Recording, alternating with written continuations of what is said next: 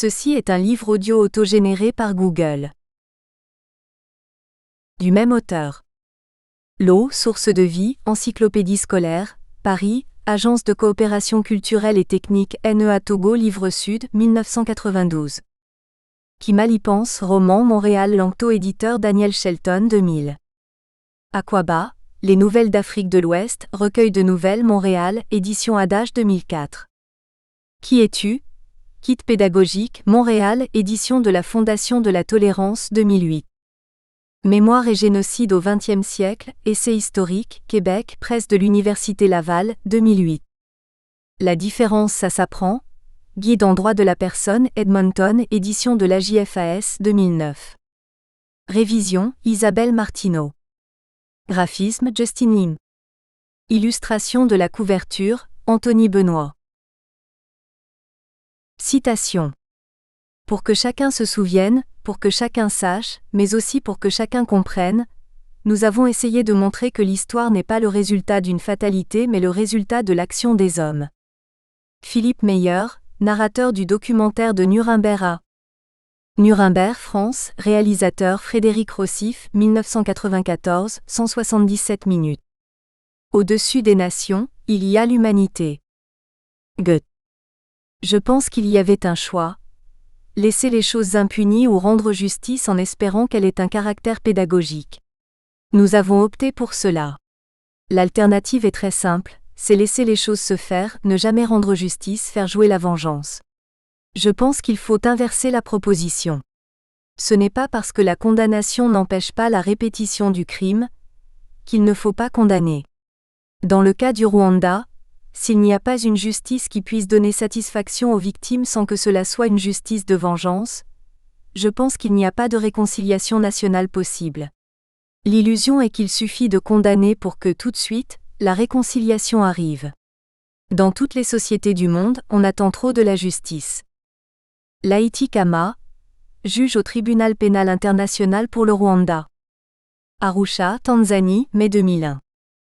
La vengeance constitue un processus infini, interminable. Chaque fois qu'elle surgit en un point quelconque d'une communauté, elle tend à s'étendre et à provoquer une véritable réaction en chaîne aux conséquences rapidement fatales pour toute société. Mais les sociétés peuvent se prémunir de ce danger. Le système judiciaire la limite effectivement à des représailles uniques dont l'exercice est confié à une autorité souveraine et spécialisée dans son domaine. Les décisions de l'autorité judiciaire s'affirment toujours comme le dernier mot de la vengeance. René Girard, La violence et le sacré, Paris Grasset, Col. Pluriel, 1972. La mémoire doit être liée à des rêves nouveaux. Cela ne sert à rien de regarder en arrière si cela ne nous aide pas à rêver et à créer un avenir meilleur. Roberto Cabrera, responsable du projet de récupération de la mémoire historique du peuple guatémaltèque, Should We Remember? Recovering Historical Memory in Guatemala, dans Brandon Amber, dire That Imperfect, Dealing with the Past in Northern Ireland and Societies in Transition, Derry Londonderry University of Ulster. Un corps, 1998, page 25 à 30. Le pardon est impossible lorsque la faute est contestée, et pas reconnue.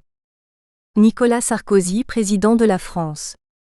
Au 96e anniversaire du génocide arménien. On est obligé de juger, on est condamné à continuer à juger, ne serait-ce que parce qu'au moins un certain nombre de victimes, certes, une minorité va avoir un besoin de châtiment, donc il faudra bien juger. En revanche, je suis imprégné de l'idée qu'on ne saura jamais bien juger. Entrevue de Thierry Cruvellier, auteur, rédacteur en chef de la revue International Justice Tribune, réalisé par Antoine Garapon. France Culture, 29 septembre 2011. Introduction. Du Code d'Hammurabi, environ 1964 avant Jésus-Christ, à la Déclaration universelle des droits de l'homme, 1948, l'exercice de la justice a été réservé aux États, sujets traditionnels du droit.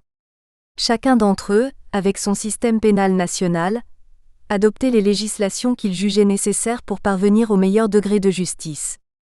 La justice pénale internationale est encore jeune, puisque sa naissance date des tribunaux interalliés de Nuremberg et de Tokyo, au sortir de la Deuxième Guerre mondiale. En même temps, elle doit beaucoup aux philosophes du siècle des Lumières qui ont joué un rôle considérable, aussi bien dans la formulation universaliste des droits de la personne que dans l'idée d'un ordre mondial fondé sur le droit. Cette justice s'appuie sur un corpus de droits exprimant la morale internationale officielle, sous la forme d'un droit international. Le droit international pénal et le droit pénal international fondent l'ensemble des normes juridiques ou instruments internationaux qui définissent ou organisent la poursuite des crimes les plus graves touchant la communauté internationale dans son ensemble, selon l'expression consacrée par le statut de la Cour pénale internationale, CPI. On parle avant le XXe siècle de droit pénal international pour désigner les règles juridiques visant à la répression de crimes à caractère international tels que la piraterie, l'esclavage, la traite des blanches et des enfants, ou encore la diffusion de publications obscènes, le faux monnayage ou le commerce des drogues nuisibles, etc. Cependant, si la répression de ces crimes est encore visée par le droit pénal international, la réflexion a surtout porté au cours des 50 dernières années sur la nécessité de juger les responsables des crimes les plus graves. Génocide, crimes contre l'humanité, crimes de guerre que nous définirons plus loin. L'émergence de ce droit international trouve une de ses plus fortes expressions dans l'humanisation des pratiques guerrières, jus in bello ou droit dans la guerre, et la protection des civils en temps de conflit. Droit international humanitaire, désormais DIH, depuis la fin du XIXe siècle. Transcendant les querelles entre nations, se dessine peu à peu de la Première à la Deuxième Guerre mondiale, le principe d'une justice universelle dont l'action va se matérialiser malgré les contingences politiques. Ce droit pénal international est officiellement et internationalement consacré dans les 2 tribunaux interalliés, chargés de juger les criminels nazis et japonais. Avant ces 2 tribunaux de Nuremberg et de Tokyo, la culture de l'impunité est longtemps demeurée la règle dans les violations graves des droits de la personne et du DIH. Si le traité de Versailles de 1919 prévoyait la poursuite des criminels de guerre allemands, dont l'empereur Guillaume II, aucune suite n'a été donnée à cette intention. Ces tribunaux, de par les sentences prononcées contre les criminels de guerre, affirment cette exigence de justice, même si leur caractère exceptionnel et temporaire a restreint leur portée au-delà du contexte et des circonstances dans lesquelles ils avaient été institués. Même si à Nuremberg les accusés nazis ne seront pas directement condamnés pour le nouveau crime appelé génocide, le crime de masse que constitue la Shoah est convoqué au prétoire au nom du crime de conspiration ou de complot contre la paix, ou encore de crimes d'agression qui ont ensuite permis aux nazis de commettre d'autres crimes. C'est dans le statut de ce tribunal que sera défini un nouveau chef d'accusation fondamental, le crime contre l'humanité, dont le sens précise tout acte inhumain dirigé contre l'espèce humaine dans son ensemble, ce qui bouleverse la relation politique qui fondait la sacro-sainte souveraineté de chaque État en matière de justice. Tout aussi fondamentale en matière de droit, sont les nouveautés que constitue la notion de la responsabilité pénale individuelle des auteurs de violations graves du droit international, et l'imprescriptibilité des crimes contre l'humanité et le crime de génocide. Plus jamais ça, clameront les vainqueurs de la Deuxième Guerre mondiale après la découverte des camps de la mort. Souhait qui sera violé à plusieurs reprises au Cambodge, en ex-Yougoslavie, au Rwanda, sans compter la multiplicité de conflits régionaux ou les guerres civiles qui ont connu leurs incalculables lots de crimes de guerre et de crimes contre l'humanité, demeurés impunis. L'immédiat après-guerre, marqué par la création de l'Organisation des Nations Unies, ONU, en 1945, consacre la volonté générale de rendre universels les droits de la personne et le droit international humanitaire, conventions, traités, commissions, tribunaux. Il en est ainsi de l'adoption, en 1948, de la Déclaration universelle des droits de l'homme, et de la première Convention pour la prévention et la répression du crime de génocide. Mais il est malheureusement vrai que l'affirmation des droits et libertés dans les textes internationaux est une chose, et que la garantie de leur respect en est une autre. L'opposition idéologique entre les 2 blocs HE monique qu'ont constitué l'URSS et les États-Unis, ainsi que la guerre froide qui en a résulté, ont annoncé l'ère de désenchantement de l'universalité de ces droits, au point que ce XXe siècle de déraison et de violence a tristement été surnommé par le philosophe-sociologue allemand Jürgen Habermas, siècle des génocides.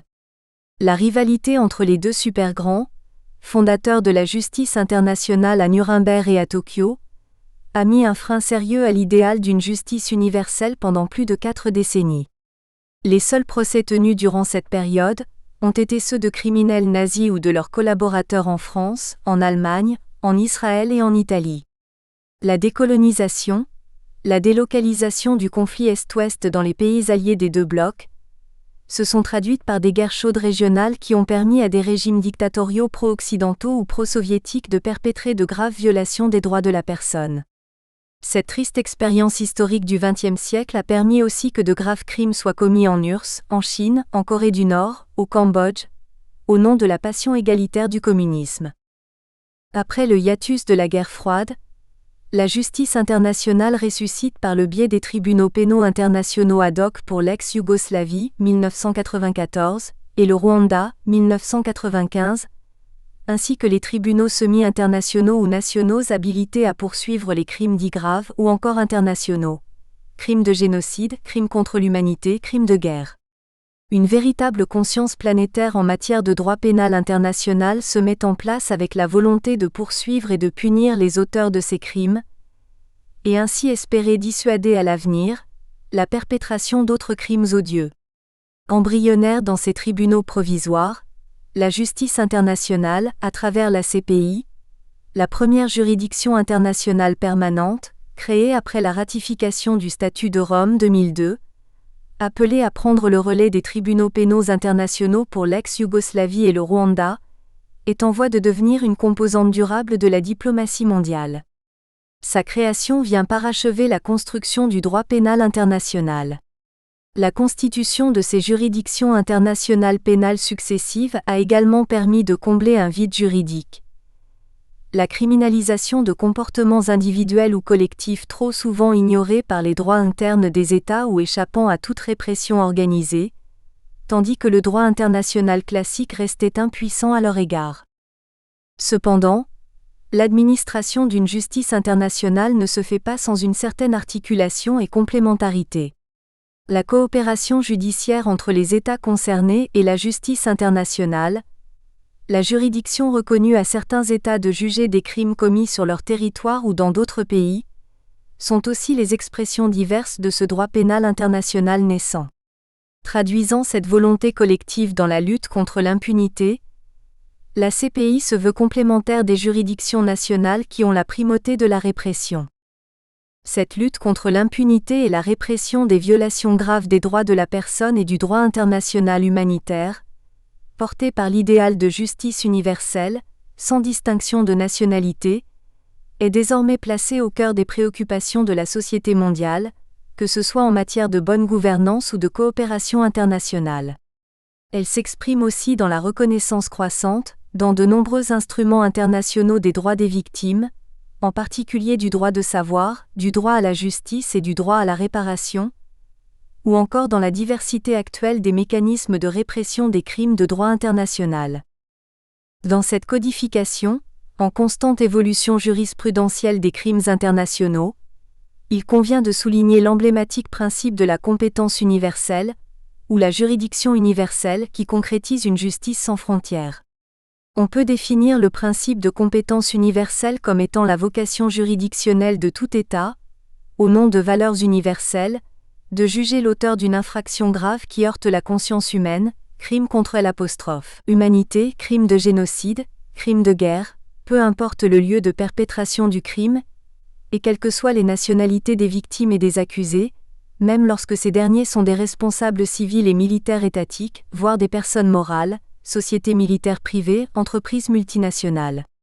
Grâce à cette compétence universelle, par son rôle préventif, en décourageant la commission de certains crimes qui heurtent la conscience humaine, et répressif, en servant de base juridique au procès d'éventuels criminels, ni refuge ni impunité ne seront accordés à quiconque se serait rendu coupable de crimes graves. Très audacieuse, la compétence universelle remet en cause la notion de souveraineté et de territorialité dans la compétence régalienne des États en matière de justice, tout en rétrécissant le droit d'asile ou de déplacement de personnes accusées de crimes graves. Au nom du principe de la compétence universelle mise en pratique en premier par les justices belges, britanniques et espagnoles à la fin des années 1990, des cours nationales, dont celle du Canada, se sont déclarées a priori compétentes pour juger leurs ressortissants ou des étrangers pour des violations commises sur d'autres étrangers et dans des pays étrangers. Dans cette soif de justice, comme un appel d'air après des décennies d'oppression dans leur pays d'origine, des ressortissants de pays démunis, quelquefois exilés, exigent à leur tour, parfois avec l'appui des ONG, que justice leur soit rendue à l'étranger, devant des cours qui appliquent la compétence universelle. Mais la notion même de justice pénale internationale rencontre une forte opposition juridique, politique, idéologique, culturelle, voire religieuse, à Téhéran, Beijing ou Kampala, où l'on se questionne sur une justice à la mode occidentale, centrée sur les droits de l'individu sans tenir compte des droits collectifs. D'autres pays accusent ce prétendu idéal universel de servir de caution aux interventions impérialistes au nom du devoir d'ingérence humanitaire. Paradoxalement, se font jour les critiques de ceux qui ont été les principaux promoteurs de cette justice supranationale, en premier les États-Unis et leur intransigeance par rapport à la CPI, en raison de la crainte d'y voir déférer leurs citoyens. Certains accusés, comme le général serbe Ratko Mladic, n'ont pas hésité à récuser la légitimité du tribunal pénal international pour l'ex-Yougoslavie TPIY, et à proclamer que les actes qui lui étaient reprochés constituent des actes de guerre patriotique, destinés à protéger le peuple serbe. Même les juridictions nationales qui ont fait leur le principe de la compétence universelle, n'échappent pas elles aussi aux critiques.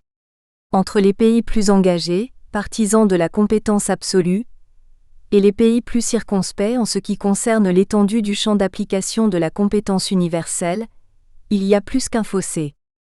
Malgré le bien fondé de l'intention, administrer la justice internationale, de Nuremberg 1945 à La Haye depuis 2002, suscite le conflit entre les intérêts politiques du vainqueur et l'administration impartiale de la justice considérée dans son sens noble. Le vieux conflit persistant entre souveraineté et justice, entre diplomatie et état de droit, est toujours aux aguets pour contester l'indépendance de la justice supranationale. Cherchant à se frayer le difficile chemin de la lutte contre l'impunité, cette justice, dans le cas des tribunaux spéciaux ad hoc pour l'ex-Yougoslavie et le Rwanda, est parfois sommée par les membres les plus influents du Conseil de sécurité des Nations Unies dont elle dépend de se conformer aux principes de la réalité politique. Les diplomates, parfois dans ce bras de fer, craignant une justice tous azimuts, se préoccupent de l'avenir immédiat, principalement la réconciliation nationale, sans s'encombrer du passé et n'hésitant pas, pour ce faire, d'exercer des pressions sur les tribunaux pénaux internationaux. Il est évident que cette justice pénale internationale doit encore surmonter beaucoup d'obstacles importants, mais son progrès et sa consolidation depuis plus d'un demi-siècle sont indiscutables.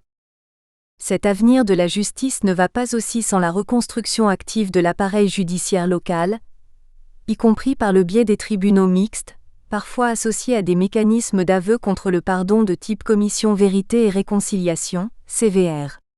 Ainsi, en lieu et place uniquement de l'attitude répressive, certains pays passant d'un régime autoritaire ou d'une guerre civile à une démocratie émergente, privilégient la voie alternative de la justice transitionnelle, avec ou sans issue pénale. Véritable quadrature du cercle, cette forme de justice cherche la difficile conciliation entre la vérité, la paix, la réconciliation et la restauration sociale durable. Cette justice aux expressions diversifiées selon les pays constitue un préalable à la réconciliation nationale et à la paix sur le long terme. Grâce au droit à la vérité sur les crimes du passé, cette formule indispensable à la réconciliation nationale et à la paix choisie par des pays post-dictatoriaux ou post-conflit, contribue, elle aussi, de manière incontestable, à l'érosion de la culture de l'impunité. Là encore, les avis ne sont pas unanimes sur les amnisties accordées aux bourreaux d'État qui acceptent de se confesser publiquement, voire d'exprimer leurs regrets.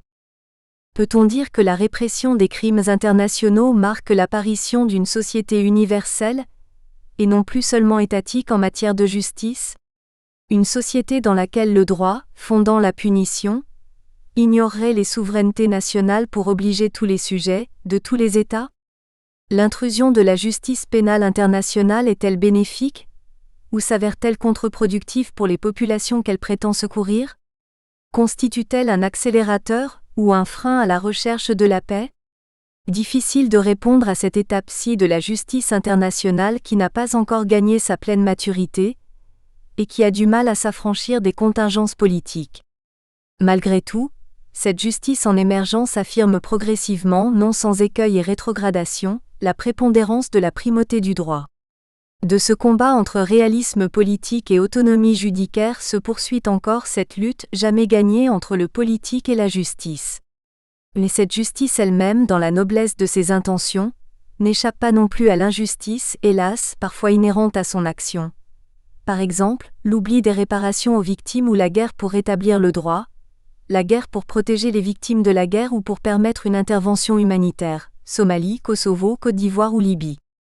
Dans cette lutte pour les droits de la personne et du droit international humanitaire, contingente des intérêts politiques, culturels et parfois religieux du moment, quelle place accorder à la vérité, au pardon, à la réconciliation, à la mémoire, mais aussi à l'oubli?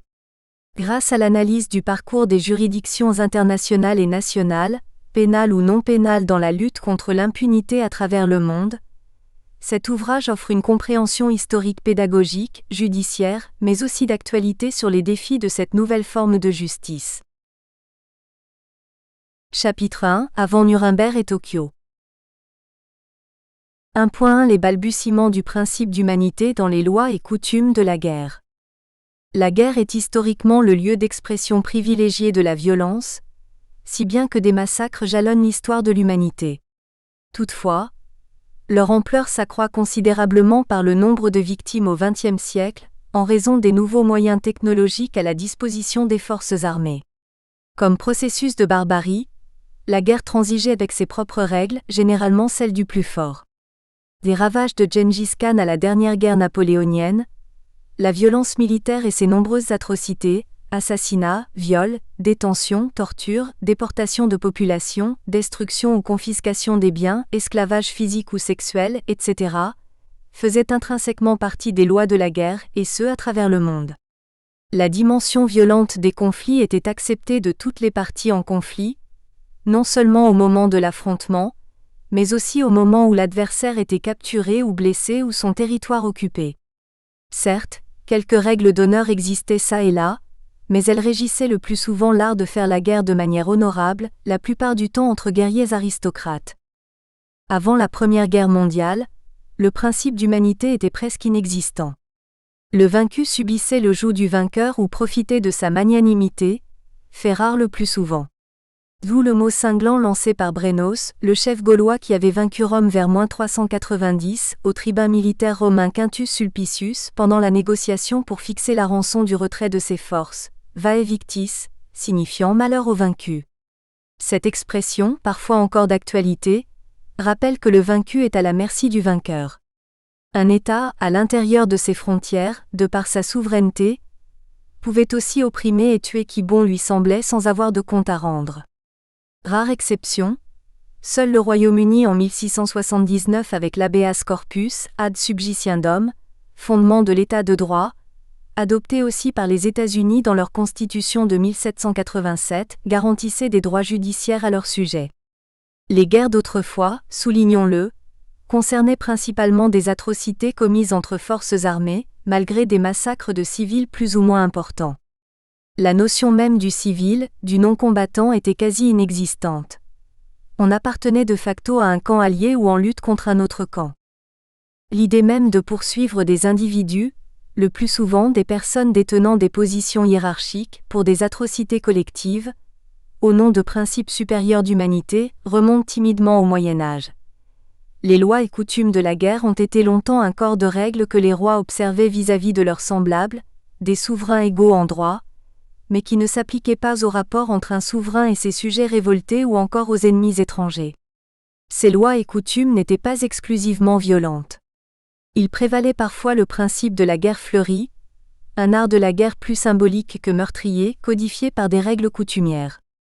Parmi les rares précédents de ce qui fonde l'application du droit dans la guerre dans les pays occidentaux, jus in bello, on cite la condamnation à mort à Naples, en 1268, de Conradin von Hohenstaufen pour le déclenchement d'une guerre injuste, même si le procès a été organisé par son rival et vainqueur Charles d'Anjou.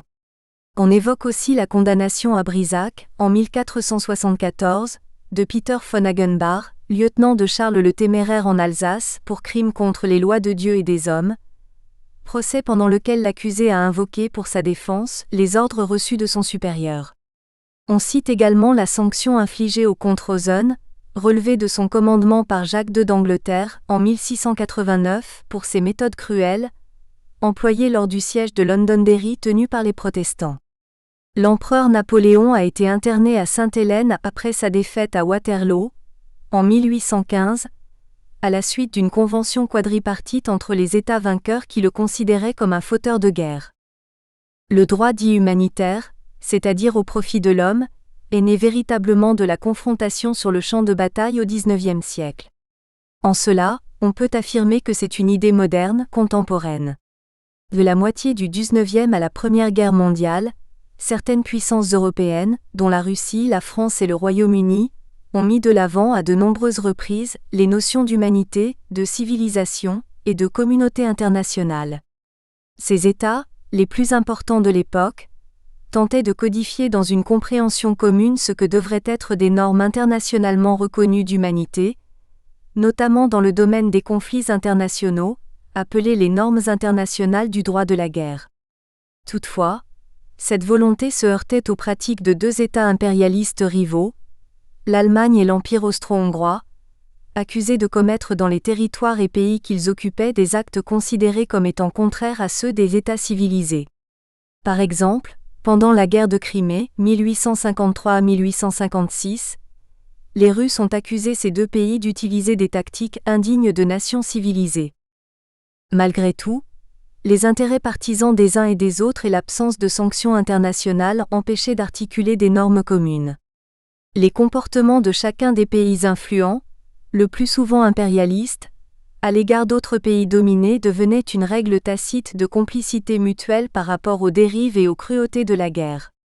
La première avancée significative a été l'accord multilatéral proposé par la Croix-Rouge naissante, appelé la Convention de Genève du 22 août 1864, pour l'amélioration du sort des militaires blessés dans les armées de campagne. Une deuxième convention pour codifier, dans leur ensemble, les normes de la guerre sur Terre sera adoptée en 1899 à la Conférence internationale de la paix de La Haye, aux Pays-Bas, organisée à l'initiative du tsar Nicolas II de Russie. Cette convention s'inscrivait dans la volonté de servir les intérêts de l'humanité et les exigences toujours progressives de la civilisation. En l'occurrence, les États se décident enfin à reconnaître quelques principes humanitaires fondamentaux, dont l'institution de certaines règles militaires d'engagement qui devaient être respectées en toutes circonstances, même en cas de guerre civile. Cette conférence inaugure le droit international humanitaire. Par sa clause dite Martens, le préambule de la Convention de La Haye concernant les lois et coutumes de la guerre sur Terre précise ce qui suit. En attendant qu'un code plus complet des lois de la guerre puisse être édicté, les hautes parties contractantes jugent opportun de constater que dans les cas non compris dans les dispositions réglementaires adoptées par elles, les populations et les belligérants restent sous la sauvegarde et sous l'empire des principes du droit des gens, tels qu'ils résultent des usages établis entre nations civilisées, des lois de l'humanité et des exigences de la conscience publique. Cette qualification constitue la première mention attestée dans les relations internationales de la notion embryonnaire de crime contre l'humanité, que Russes, Français et Britanniques utiliseront pour condamner le comportement criminel de l'Empire ottoman musulman envers sa minorité arménienne chrétienne pendant le premier conflit mondial de 1914 à 1918. Malgré des hauts et des bas historiques, la clause de Martens ainsi que la deuxième conférence internationale de la paix, tenue également à La Haye en 1907, fonderont une bonne partie du droit des conflits armés jusqu'au lendemain de la Deuxième Guerre mondiale, dont l'issue victorieuse conduira les puissances alliées à une codification internationale plus affirmative d'une base juridique pénale internationale contre les crimes liés à la guerre. Peu convaincu de l'application volontaire de ce droit coutumier par certains États belligérants, aucune contrainte ne venait à l'appui de ces conventions. Le Suisse Gustave Moignet, un des fondateurs de la Croix-Rouge, recommandait dans une note en janvier 1872 au siège genevois du Comité international de secours aux militaires blessés, la création d'une juridiction internationale qui tiendrait pour inviolables les lois de l'humanité. Ce faisant, elle se présenterait comme une nécessité de sauver la civilisation, devant le processus d'un monde dont les relations internationales préfiguraient une prémondialisation. Plus les relations de peuple à peuple se multiplient, écrit Moignet, plus aussi l'obligation de vider les différends par des voies amiables devient impérieuse pour les nations civilisées. Il y va d'une garantie de l'humanité. Les principes dits d'humanité, de civilisation et de communauté internationale, encore balbutiants, sont alors envisagés comme un droit évolutif en raison des progrès à la fois culturels, techniques, voire moraux des pays en conflit. Le premier principe, selon le prisme occidental, celui dit d'humanité, était facile à définir en raison de la compassion chrétienne qui pouvait s'opposer à celui d'autres cultures réputées plus barbares. Il résidait principalement dans la recherche de moyens de soulager les souffrances de la guerre tels que permettre aux individus et aux organisations privées de porter secours aux malades et aux blessés, à quelque armée qu'ils appartiennent. Beaucoup plus subjectif, était le deuxième principe fondé sur la civilisation. Selon quels critères peut-on décider qu'un peuple peut être qualifié de civilisé ? À cette époque, le point de vue selon lequel les États civilisés étaient peuplés par les chrétiens était largement répandu en dépit de la présence internationale très remarquable de l'Empire ottoman musulman, signataire de la Convention de Genève de 1864, mais aussi de la Perse, un autre pays musulman, ainsi que certains États asiatiques possédant une organisation sociale et gouvernementale durable comme la Chine et le Japon, qui se sont qualifiés par la suite pour des relations juridiques internationales. Les puissances européennes supposaient à l'époque que les peuples non civilisés ou semi-civilisés étaient régis par le droit naturel plutôt que le droit international. La plupart des pays qui s'auto-qualifiaient des États civilisés, ou des États cultivés, en ce qui concerne le domaine du droit dans la guerre, admettaient par exemple, contrairement aux pratiques du passé, que leurs soldats ne pouvaient violer les femmes, priver de conditions humaines les prisonniers militaires ou encore maltraiter les habitants des territoires ennemis. Et pour cause, le monde civilisé tout entier condamnait unanimement les actes de cruauté qui ne sont pas rendus nécessaires par les strictes contraintes des opérations militaires. La communauté internationale comme troisième principe était perçue comme l'ordre juridique international, visant à régir les relations entre les États. Un État qui cherchait à entrer dans la communauté internationale ne devait pas seulement être politiquement indépendant, il lui fallait aussi montrer un niveau élevé de civilisation, dans des domaines aussi étendus que les droits intellectuels de ses citoyens ainsi que le respect du droit de libre circulation des étrangers sur son territoire sous certaines conditions convenues par des accords interétatiques. Dans ces conditions, les États membres de la communauté internationale pouvaient entretenir entre eux des relations internationales continues sur la base de l'égalité juridique. Leurs droits et obligations dérivaient de normes d'origine coutumière et conventionnelle, discutées et codifiées dans des conférences internationales. Accepter des obligations envers la communauté internationale limitait en quelque sorte certains aspects de la souveraineté des États en matière législative et administrative, de séparation des pouvoirs exécutifs et judiciaires ou encore de traitement des minorités nationales.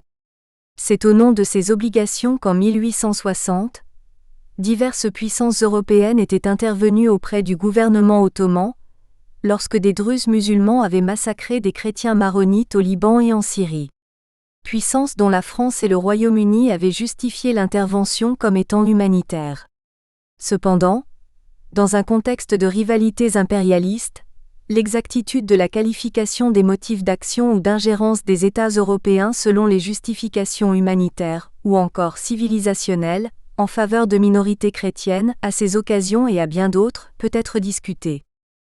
Mais, quels qu'aient été les motifs de ces puissances européennes, celles-ci réitéreront, le 24 mai 1915, par une déclaration commune du Royaume-Uni, de la France et de la Russie, le motif de crime contre l'humanité, pour défendre la minorité chrétienne arménienne massacrée par le gouvernement de la Sublime Porte. On le constate aisément, cette définition naissante de la communauté internationale et de ses obligations comportait des contradictions. En premier lieu, certains États étaient des empires bâtis sur la colonisation d'autres peuples, le plus souvent maltraités. En second lieu, les rivalités entre ces empires pour s'assurer la domination politique et militaire altéraient l'équité des obligations internationales. Et pour cause, les gouvernements européens et japonais, de la fin du XIXe siècle à la Deuxième Guerre mondiale, ont été en mesure d'y contrevenir sans craindre grand-chose des sanctions internationales. De plus, les différents traités de droit international humanitaire, la Convention de Genève de 1864, la Déclaration de Saint-Pétersbourg de 1868 et les Conventions de La Haye de 1899 et de 1907 ne faisaient droit qu'entre les parties contractantes, c'est-à-dire entre des États qui les avaient ratifiées. Encore fallait-il que les parties, dans un éventuel conflit, se sentent liées par ces instruments. Par exemple, au début de la Première Guerre mondiale, l'Allemagne avait fait pénétrer ses troupes en Belgique afin d'accélérer les opérations offensives dans le nord de la France à qui elle avait déclaré la guerre alors que le traité de Londres de 1839, garantissant l'indépendance et la neutralité de ce pays, demeurait en vigueur. Exigeant le retrait des troupes allemandes, ce qui avait été refusé par l'Allemagne, le Royaume-Uni n'a eu d'autre choix que de lui déclarer la guerre afin de protéger la neutralité belge. L'attitude allemande laissait également comprendre que la règle de droit n'existait qu'au sein des États, et non pas entre ceux-ci. En d'autres termes, un État était libre de répudier ses obligations conventionnelles lorsqu'un traité n'était plus dans son intérêt. Ce précédent invalidait totalement le statut juridique de la communauté internationale, et faisait de la force le moyen ultime d'arbitrage dans les relations internationales. À la fin de cette guerre, il semblait établi pour tous que les conventions existantes en ce qui concerne les méthodes de guerre étaient silencieuses, inefficaces ou inopérantes. Entre les deux guerres mondiales, d'autres violations des règles du droit international s'accumuleront. 1.2 L'humanisation de la guerre par les initiatives de la Croix-Rouge. Homme d'affaires suisse, Jean-Henri Dunant, 1828 à 1910, est témoin du carnage de Solferino opposant troupes françaises et autrichiennes, le 24 juin 1859, bataille marquée par des pertes humaines considérables. Choqué par l'indigence des services sanitaires des armées, Dunant participe activement aux soins bénévoles improvisés donnés aux blessés des deux camps. De cette douloureuse participation, il tire un livre largement diffusé, Un souvenir de Solferino, 1862, dans lequel il suggère deux propositions audacieuses. Faire accepter par les États des règles permanentes et universelles assurant un traitement non discriminatoire à tous les soldats blessés, et constituer dans chaque pays des sociétés de secours aux blessés militaires appelées à renforcer les services de santé des armées. La Croix-Rouge, dont le nom complet est Mouvement international de la Croix-Rouge et du Croissant-Rouge, tire son origine de cette initiative pour l'établissement d'une convention protégeant tous les blessés de guerre et tous ceux qui s'efforcent de leur venir en aide. Dunant prévoyait en outre que ces volontaires puissent également intervenir en cas de catastrophe naturelle. Le droit international humanitaire, DIH conventionnel venait de naître. Le Comité international de la Croix-Rouge, CICR, est créé en 1863 à Genève, et les premières de ces associations nationales volontaires de bienfaisance apparaissent en 1864. Par la Convention de Genève du 22 août 1864, premier accord multilatéral concernant les activités de la Croix-Rouge, les États signataires se sont engagés à protéger en temps de guerre tous les blessés, qu'ils soient alliés ou ennemis. Cette convention initiale sera étendue par d'autres conventions et des protocoles additionnels, pour protéger plusieurs catégories de combattants et de non-combattants. L'emblème de l'organisation est la Croix-Rouge, sans aucune portée religieuse malgré son nom.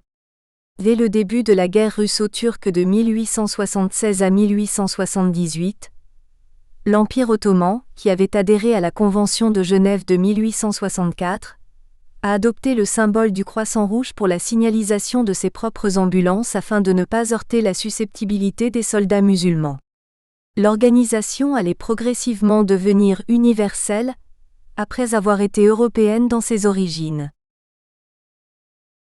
1.3 Crimes de lèse-humanité, crimes contre la civilisation et crimes de guerre.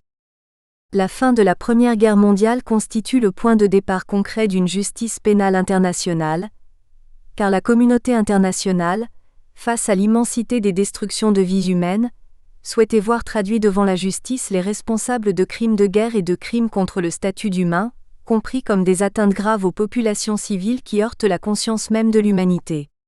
Progressivement seront déterminés les différents crimes dits internationaux, ceux dont la violation peut entraîner des poursuites pénales pour leurs auteurs, responsables hiérarchiques ou exécutants, devant des juridictions nationales ou internationales. Pendant ce conflit, l'Empire ottoman, à majorité musulmane, décide de l'assassinat collectif des Arméniens de Turquie, accusés de déloyauté au profit de l'ennemi séculaire russe.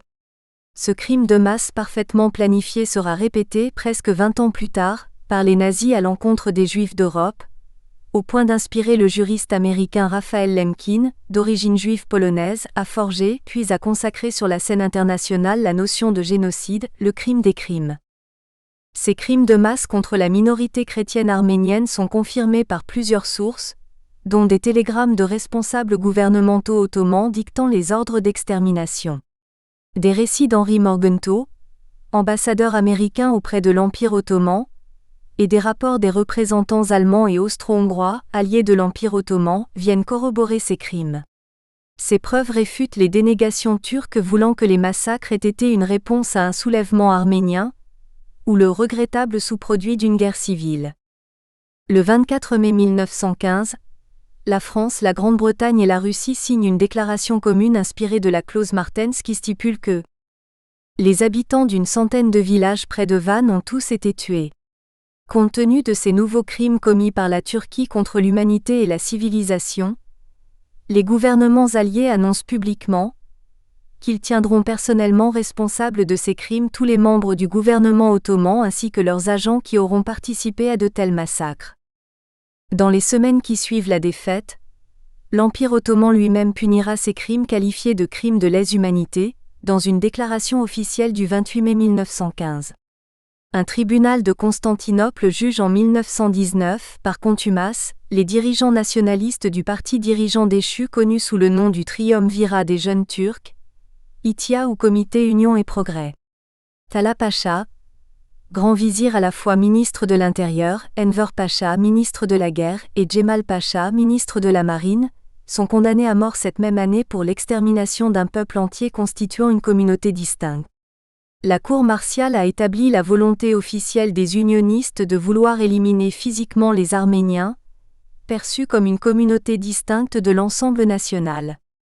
Le réquisitoire précise aussi que les déportations dévastatrices en vies humaines, de la Turquie au désert de Syrie, ont été conçues et décidées par le Comité Union et Progrès, CUP d'ITIA à travers l'organisation spéciale. D'autres cours martiales se sont tenues de 1918 à 1920, pour un petit nombre d'exécutants de ces crimes. Seuls 15 d'entre eux ont été condamnés à mort. Les principales charges retenues contre les accusés sont le complot, la préméditation, la responsabilité personnelle dans les meurtres. Le procureur général établit que la déportation a été le prétexte des massacres, par opposition à l'argument des avocats de la défense qui ont expliqué ces atrocités par la nécessité de punir des rebelles arméniens qui agissaient pour le compte de l'adversaire russe qui avait enrôlé de son côté les Arméniens de nationalité russe. Si le gouvernement turc ottoman, militairement défait, a accepté un traité de paix consacrant l'éclatement de l'Empire et le procès des responsables des crimes contre la minorité arménienne, il n'a pas été de même pour la résistance turque anti-impériale et républicaine dirigée par le général Mustafa Kemal Atatürk. Ce dernier a mis fin au processus judiciaire, en 1920, considéré comme une ingérence étrangère visant à aggraver le démantèlement d'un empire autrefois respecté. Ce seront des exécutions extrajudiciaires à l'étranger de tous les chefs jeunes turcs en fuite par des survivants arméniens lors de l'opération clandestine Némésis, de 1921 à 1922, qui fourniront un épilogue vengeur à ces crimes contre l'humanité et à ce premier crime de génocide du XXe siècle. Les restes des 3 principaux responsables du génocide arménien, considérés comme héros nationaux, seront enterrés par une décision du négationnisme d'État sur la colline de la Liberté, à Istanbul, à partir des années 1990, acte considéré par les Arméniens comme un déni du génocide et un affront. Le négationnisme d'État des successifs gouvernements turcs depuis Atatürk, constitue encore de nos jours la ligne de conduite officielle de la République turque par rapport à ce qu'elle qualifie de quelques massacres dans un contexte de guerre. Les Turcs limitent le nombre de victimes arméniennes de 300 000 à 500 000 morts, à l'opposition des estimations arméniennes qui font état d'environ 1 500 000 morts. Encore aujourd'hui, la loi turque punit d'une peine de prison tout citoyen turc tenté de qualifier de génocide ce que les autorités turques continuent à qualifier de massacre. Toutefois, le négationnisme d'État trouve pour la première fois, le 23 avril 2014, à la veille du 99e anniversaire du génocide, une ouverture du gouvernement turc face au passé. Le Premier ministre, Recep Tayyip Erdogan, dans un geste historique, a présenté les condoléances de son pays aux victimes arméniennes. Parallèlement au drame arménien, la Première Guerre mondiale de 1914 à 1918 consacre l'échec de toutes les normes juridiques conventionnelles non contraignantes en raison de nombreux crimes de guerre qui seront perpétrés par les belligérants. C'est pourquoi le traité de Versailles de juin 1919 a fait obligation à l'Allemagne vaincue de remettre aux Alliés les accusés de crimes de guerre, art. 228, afin qu'ils soient jugés par des tribunaux militaires constitués par l'une des puissances alliées, ou par des tribunaux militaires composés de plusieurs puissances alliées, art. 229. Le crime de guerre était d'ailleurs déjà défini aux articles 41 et 56 du règlement concernant les lois et coutumes de la guerre, signé à La Haye, le 18 octobre 1907. Premier accusé pour sa responsabilité dans l'hécatombe de 1914 à 1918, Guillaume II, l'empereur allemand, avait pris la précaution de se réfugier aux Pays-Bas, pays neutre pendant le conflit.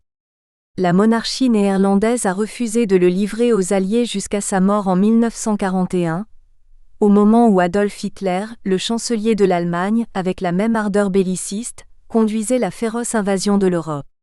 Finalement, en dehors de réparations financières imposées par les vainqueurs à l'Allemagne, aucun officiel ou subalterne de ce pays n'a été inquiété pour sa participation aux crimes graves commis pendant le conflit. Au sortir de ce conflit mondial, les puissances victorieuses vont au nom de la sécurité collective future, comprendre la nécessité de museler le bellicisme des nations grâce à un système de normes et de règles de droit. C'est la raison d'être du pacte Briand-Kellogg ou pacte de Paris, signé le 27 août 1928, dans lequel les États parties, y compris l'Allemagne, condamnent le recours à la guerre pour le règlement des différends internationaux et y renoncent en tant qu'instrument de politique nationale dans leurs relations mutuelles. Le président américain Woodrow Wilson fera sienne cette vision préventive de la guerre et de ses crimes, avec la création de la Société des Nations, SDN, avant que le Congrès américain ne lui ordonne de revenir à l'idée d'une Amérique non interventionniste. Dans une tragique répétition, l'Allemagne, sous le pouvoir des nazis, n'a guère respecté ses engagements internationaux qui, il faut l'admettre, étaient très contraignants au chapitre des réparations dues aux pays victimes de son expansionnisme. Et pourtant, le pays avait signé et ratifié entre autres la Convention de Genève de 1929 relative au traitement des prisonniers de guerre, au contraire de l'URSS et du Japon. Pendant le deuxième conflit mondial, la Wehrmacht, l'armée régulière allemande, a appliqué les instructions de la hiérarchie nazie donnant l'impunité aux troupes pour toute action criminelle contre les prisonniers de guerre et les populations civiles. Elle a collaboré avec les Einsatzgruppen, unités mobiles de tuerie, pour l'extermination des populations juives ou la répression des partisans. Si les prisonniers capturés sur le front de l'Ouest étaient relativement bien traités selon les normes de la Convention internationale, il n'en était pas de même pour les prisonniers originaires du front de l'Est, notamment les Russes qui étaient emprisonnés sous des conditions significativement plus mauvaises et exploités comme source de travail servile. Au bilan, sur un total de 5,6 millions de soldats soviétiques faits prisonniers sur le front de l'Est, les différentes sources estiment qu'environ 3,6 millions d'entre eux sont morts en captivité. Les Soviétiques, victorieux sur le front de l'Est, n'hésiteront pas à leur tour à faire payer chèrement aux prisonniers allemands le sort que leur pays avait infligé à l'URSS. Des centaines de milliers d'entre eux, parfois accompagnés de civils, ont été emprisonnés et astreints aux efforts de la reconstruction. Très peu ont survécu et ont pu être rapatriés. Chapitre 2 – Les procès interalliés de Nuremberg et de Tokyo. La capitulation de l'Allemagne hitlérienne, le 8 mai 1945, et celle du Japon des généraux militaristes, mettent fin à la guerre la plus meurtrière qu'a connue l'humanité dans sa longue tradition de massacres. Le bilan de cette guerre est lourd. Entre 50 à 60 millions de personnes ont été tuées, sans compter plusieurs millions de blessés et 30 millions de personnes déplacées en raison des changements de frontières et des bouleversements politiques, surtout en Europe orientale. Pour la première fois, le civil transformé en objectif militaire ou en victime collatérale a payé le prix fort, bien devant les militaires et les partisans armés. L'amélioration technique et industrielle des armements a aggravé le bilan.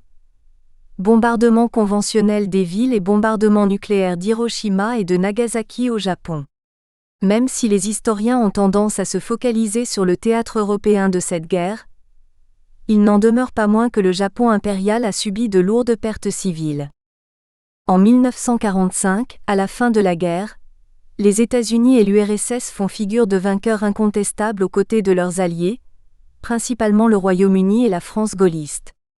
Avant la fin de la guerre, le 30 octobre 1943, ces vainqueurs représentés par le président américain Franklin D. Roosevelt, le premier ministre britannique Winston Churchill et le dirigeant soviétique Joseph Staline exposent leur politique concernant les criminels de guerre allemands et japonais dans la déclaration de Moscou, qui prévoyait avec détermination qu'ils seraient jugés et que leur responsabilité pénale individuelle serait reconnue. Les services de renseignement de ces puissances avaient obtenu suffisamment de renseignements sur les violations des lois et coutumes de la guerre par leurs ennemis, sans respect des usages établis, des exigences de la conscience publique et des lois de l'humanité.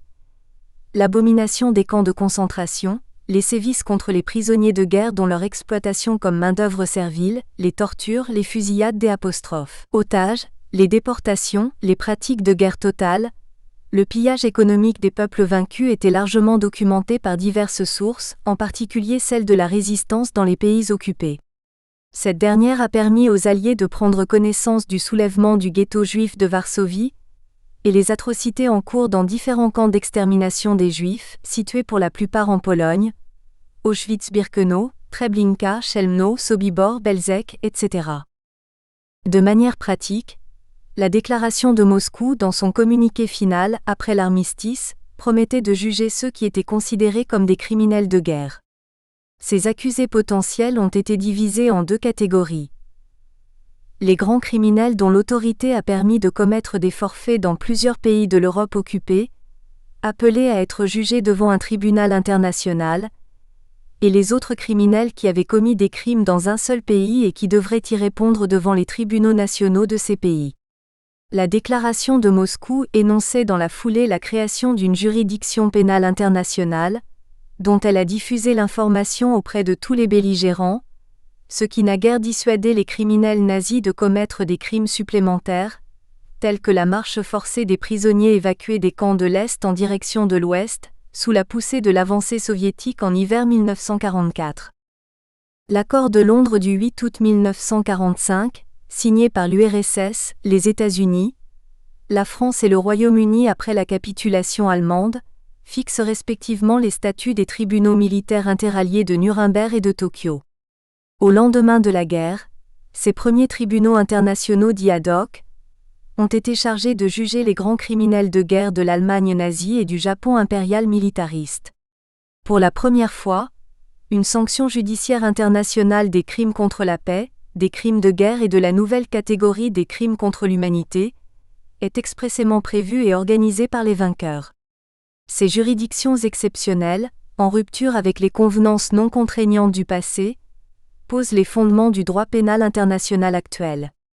Nuremberg et moindrement Tokyo, tout en reprenant les conventions de Genève mais en les renforçant, consacrent le principe de nouvelles lois et coutumes de la guerre et la prohibition des violations graves des droits de la personne et du DIH. La naissance d'une justice pénale déliée de la souveraineté, par la création de ces tribunaux à vocation supranationale, constitue une véritable révolution en ce qui concerne les actes criminels non seulement des États, mais aussi de leurs serviteurs. Le crime contre l'humanité. Le crime contre l'humanité, dont la définition jurisprudentielle est évolutive de Nuremberg à La Haye, concerne l'assassinat, l'extermination, la réduction en esclavage, la déportation ou tout autre acte inhumain commis contre toute population civile, ou bien les persécutions pour des motifs politiques, raciaux ou religieux, lorsque ces actes ou persécutions sont commis à la suite d'un crime contre la paix ou d'un crime de guerre ou en liaison avec ces crimes. Aucune convention internationale générale ne définit le crime contre l'humanité comme une référence universellement acceptée. Rares sont les États qui, à l'instar de la Belgique, la France, l'Espagne ou Israël, ont défini et codifié les crimes contre l'humanité dans leur législation nationale. La preuve d'une telle intention criminelle n'est pas requise pour qualifier un crime contre l'humanité. Le crime contre l'humanité exige que les actes répréhensibles l'aient été, au cours d'un conflit armé, de caractère international ou interne. Ce crime mal défini dans ses origines trouve une première définition juridique et une reconnaissance dans l'article 6c du statut du Tribunal militaire international de Nuremberg, et a figuré dans les chefs d'accusation.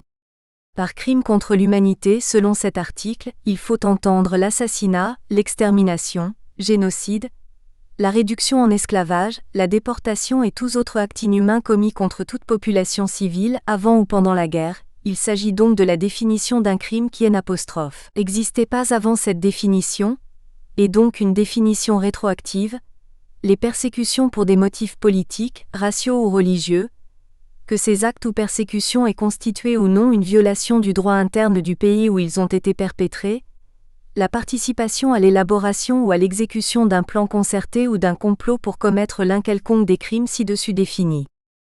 En désirant exterminer les Juifs de toute la terre, Hitler a permis de définir juridiquement dans le droit international ce nouveau crime, dans le sens de crime contre le statut d'être humain, hostis humani generis, et par conséquent de l'ordre international. La charte de Nuremberg le définissait à l'article 6c comme un acte inhumain, de fait un abus perpétré dans la poursuite de la guerre et de la victoire ou même en dehors de cette dernière. Et l'élimination de peuples entiers dans les territoires conquis à l'Est par les Allemands, sans nécessité militaire, constituait en soi un crime contre l'humanité. Crimes de nature supranationale, ils sont qualifiés des plus graves car ils touchent l'ensemble de la communauté internationale, selon l'article 5.1 du Statut de Rome. Leur perpétration ne respecte pas la morale et les pratiques admises par la communauté internationale. Le crime contre l'humanité est explicité par les juges du Tribunal pénal international pour l'ex-Yougoslavie, jugement Erdemovic, selon qui les crimes contre l'humanité transcendent l'individu puisqu'en attaquant l'homme est visé, est nié, l'humanité.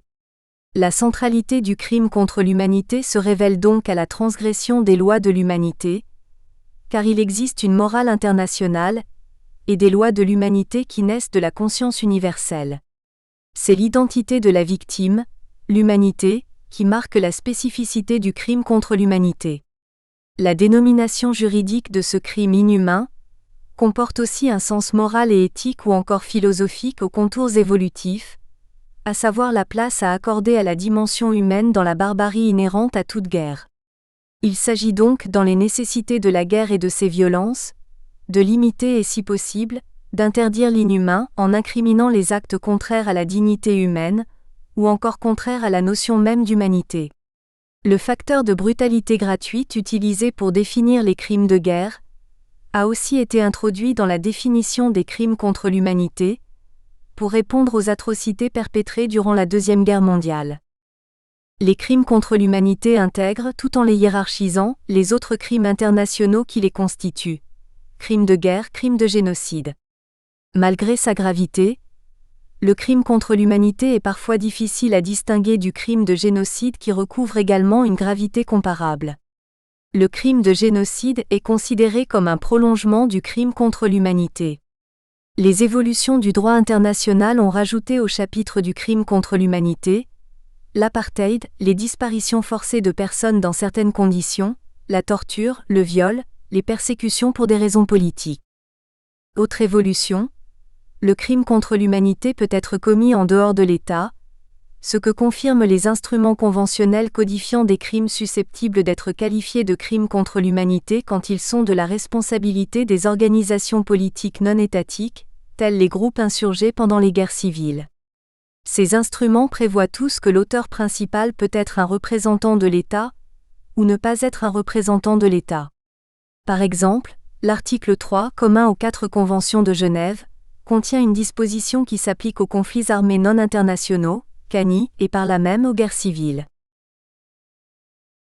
2.1 Le tribunal militaire international de Nuremberg. Parvenu au pouvoir, surtout par la ruse, sur les ruines de la République du Weimar qui peinait à gouverner une Allemagne vaincue, affaiblie par la crise économique de 1929, et soumise au paiement des réparations après la Première Guerre mondiale imposée par le traité de Versailles de 1918, Adolf Hitler institue en Allemagne un régime totalitaire et raciste, le Troisième Reich promis à durer 1000 ans. Conforté dans sa mainmise totale sur le pouvoir en abolissant tous les partis d'opposition, Adolf Hitler dira « Oui, nous sommes des barbares et nous voulons être des barbares. C'est un titre d'honneur. Nous sommes ceux qui rajeuniront le monde. Le monde actuel est près de sa fin. Notre tâche est de le saccager. » 2.1.1 Le conflit et les crimes. Dans ces circonstances, les conventions de Genève, dont l'Allemagne était signataire, perdaient tout respect auprès des hitlériens.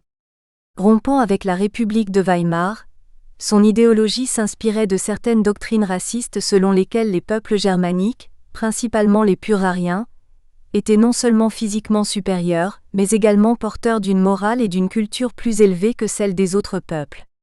Opposé au libéralisme autant qu'aux théories marxistes, le nazisme affirmait que l'individu n'existait plus en dehors du groupe fondamental qu'est la communauté de sang, Blutsgemeinschaft, dont l'intégrité ne devrait pas être infectée par le sang juif assimilé à un poison. Prenant la purification de la race germanique, et la réunion de toutes ses composantes au sein d'un même État, l'idéologie nazie envisage la conquête d'un espace vital nécessaire, Lebensraum, à son expansion, en étendant la domination du peuple allemand sur toute l'Europe centrale et orientale dans le cadre d'une bataille à la fois politique, militaire, économique et raciale. La création de la Grande Allemagne, destinée à l'expansion de la race allemande, a été à l'origine de la Deuxième Guerre mondiale. Le racisme intégral, le racisme d'État érigé en vérité absolue et qui visait l'ariénisation de la société, s'est transformé en antisémitisme officiel dont l'aboutissement a été l'extermination planifiée à Wannsee, près de Berlin, des Juifs d'Allemagne et des pays conquis. La solution finale de la question juive, Endlösung der Judenfrage. Une annihilation sans précédent de mémoire humaine. Tableau comparatif des crimes. Contre l'humanité de Nuremberg à La Haye. Source Mireille Delmas-Marty et al. Le crime contre l'humanité, Opsite, page 27.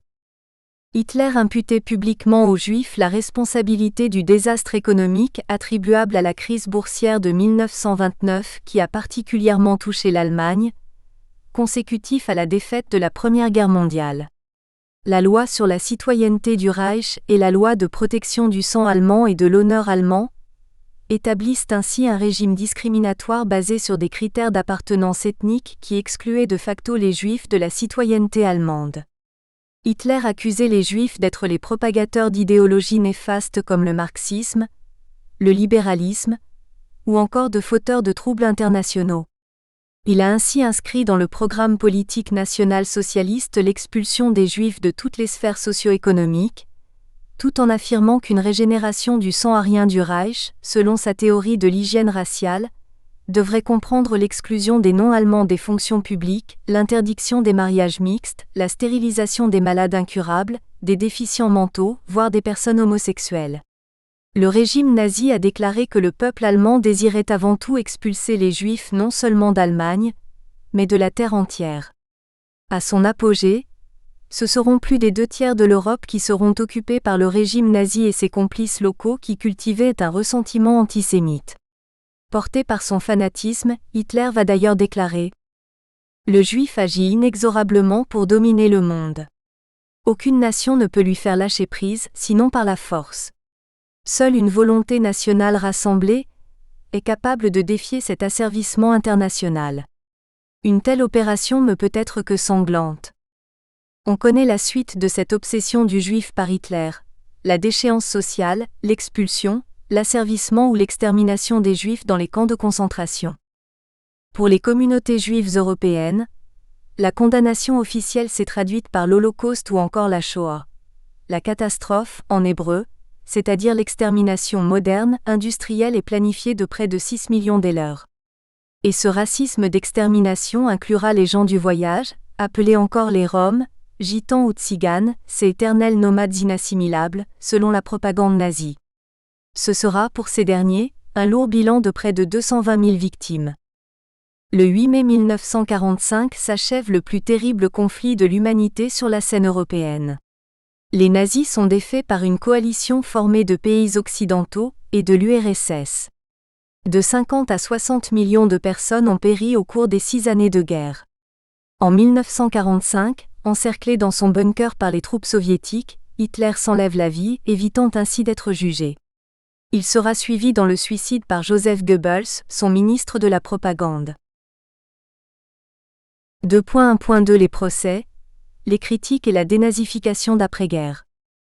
Nous sommes la dernière Allemagne, avait clamé Hitler à Nuremberg, aussitôt applaudi par des millions de ses concitoyens. Après nous, il n'y aura plus d'Allemagne, ajoutait-il prophétiquement. Tel est ce fanatisme du saccage de l'Europe guidé selon le Führerprinzip, l'obéissance absolue à Hitler avant toute autre considération morale ou juridique instituée par la loi du 26 janvier 1937, que les juges de 4 pays ont eu à étayer par des faits dès le 18 octobre 1945, date de la séance solennelle d'ouverture du procès à Nuremberg. La ville même, devenue champ de ruines, où avait été célébré le triomphe naissant d'Adolf Hitler et les congrès annuels du Parti national-socialiste par des rassemblements de masse à partir de 1933, sera le lieu où les Alliés décident, symboliquement, de fermer la boucle en y tenant le procès des criminels politiques et militaires nazis responsables du grand chaos. Les négociations ont été âpres entre les États-Unis et l'URSS pour le choix des juges interalliés, la nature des châtiments et les modalités du procès. Se trouvaient dans le box à Nuremberg des hauts dignitaires, militaires ou civils du régime nazi, mais pas leur chef. 24 dirigeants nazis ont pu être arrêtés. D'autres ont réussi à s'enfuir, en Amérique latine notamment, profitant de filières clandestines, notamment Adolf Eichmann, le stratège de la logistique de la solution finale de la question juive en Europe. Le Tribunal militaire international de Nuremberg, International Military Tribunal at Nuremberg, IMT, a fondé sa compétence pour juger des crimes de guerre et des crimes contre l'humanité, non pas sur le principe de territorialité des crimes commis, mais sur leur nature universelle.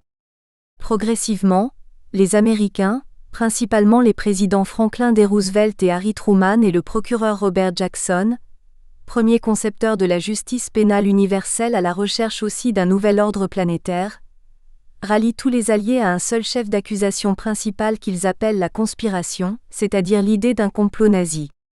Pour les Américains, tous les crimes commis par des hauts responsables nazis découlent en premier lieu du complot contre la paix et l'agression qui a entraîné des crimes de masse, dont les persécutions raciales définies juridiquement par Raphaël Lemkin sous le néologisme de génocide.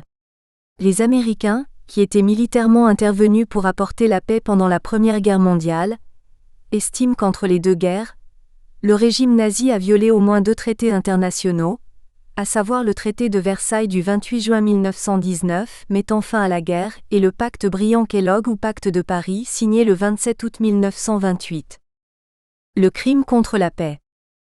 Le crime contre la paix, en relation avec le complot contre la paix, est défini dans l'article 6 du statut du tribunal de Nuremberg comme la direction, la préparation, le déclenchement ou la poursuite d'une guerre d'agression ou d'une guerre en violation des traités, assurances ou accords internationaux, ou la participation à un plan concerté ou à un complot pour l'accomplissement de l'un quelconque des actes qui précèdent.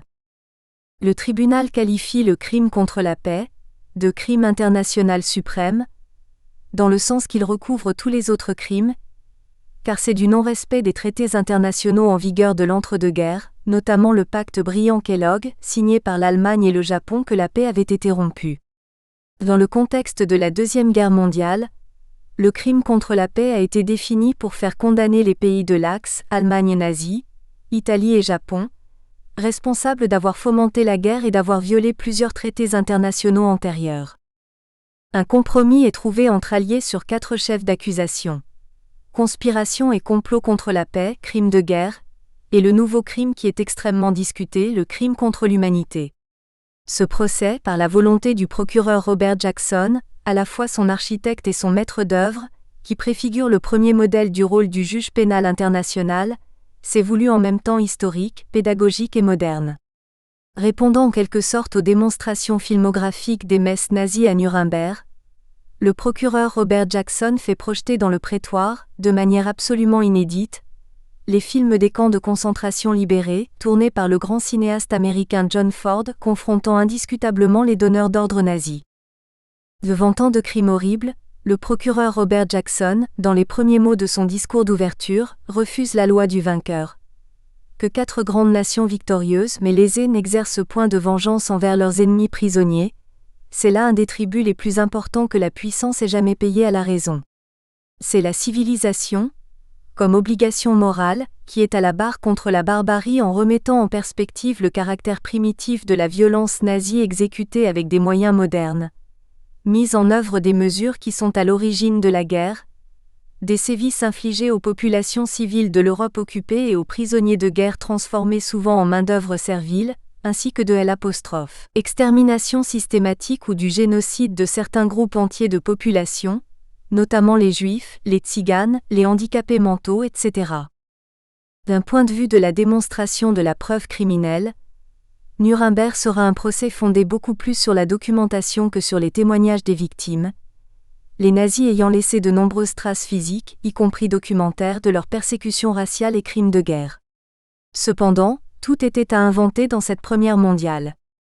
L'organisation pratique du procès s'est heurtée à plusieurs défis, car plusieurs systèmes judiciaires se confrontaient. Le modèle américain de la présomption de culpabilité et le modèle soviétique de la culpabilité à démontrer. Après quelques divergences, le procureur en chef Robert Jackson des États-Unis et le procureur en chef russe, le général Roudenko, ont trouvé le compromis adéquat pour les deux alliés pour juger les bâtisseurs et les serviteurs du Troisième Reich. C'est la procédure judiciaire anglo-saxonne, qui veut que l'accusé soit témoin à son propre jugement, qui est retenue. Il est notable de souligner que la procédure applicable ne permettait aucune révision des procès ni recours quelconque. Par ailleurs, les droits des avocats de la défense étaient plus limités comparativement à ceux des futurs tribunaux pour l'ex-Yougoslavie ou le Rwanda. Du 18 octobre 1945 au 1er octobre 1946, 22 accusés sur 24, tous de grands criminels nazis, répondent pour la première fois de crimes liés à la guerre devant un tribunal interallié composé d'Américains, de Soviétiques, de Britanniques et de Français. 8 juges, représentant les 4 pays vainqueurs, composent la cour. Le président du tribunal est britannique, Sir Justice Lawrence. Il y a également 4 procureurs. Un procureur américain, un procureur soviétique, un procureur britannique et un procureur français. Ce premier procès sera le plus célèbre dans les annales judiciaires internationales. L'acte d'accusation du tribunal militaire international de Nuremberg est implacable. 42 t. Page 46 à 47, Berlin 6 octobre 1945. Il et les accusés se livrèrent au génocide délibéré et systématique, c'est-à-dire à l'extermination de groupes raciaux et nationaux parmi la population civile de certains territoires occupés, afin de détruire des races ou classes déterminées de populations et de groupes nationaux.